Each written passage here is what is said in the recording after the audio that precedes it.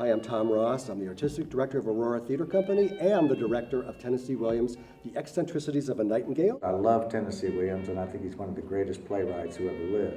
In Tennessee Williams, there's a whole world beneath the text, the subtext. The metaphors are so deep and rich. He could write with using that central language, and I think that when he put that central language with his amazing gift for dialogue and to capture the accents or the flavors of characters and give us such rich, deeply human people to look at. I've seen, I guess, the big three or the big four multiple times. Glass Menagerie. Cat on a Hot Tin Roof. Streetcar. Night of the Iguana. One thing I love to do at the Aurora is do work by well-known writers that maybe is not their greatest hit. Here's this play that people don't know as well, and it feels like I read it and it feels classic. It feels equally as well written and powerful as any of the top four. I love the opportunity of being able to present a kind of an unknown gem. There'll be passages or lines that I'll think, gosh, if this one had made it on Broadway or whatever, had a wider audience,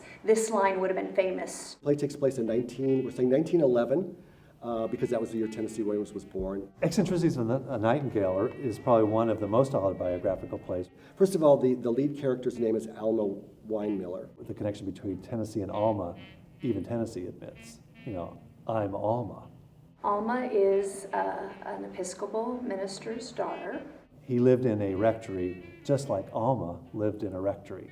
And she is the soulful nightingale, you might call her. Her name is Soul. It translates to soul. At the center of Eccentricities of a Nightingale is the relationship that Alma has with John. She's been pining for the boy next door her entire life. John is the golden boy of the town. He's the son of a doctor.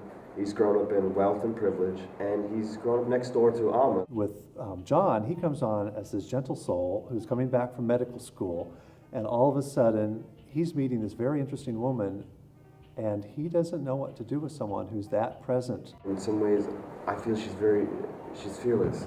She expresses her emotion. She's fearless when it comes to emotion. That is very attractive to John.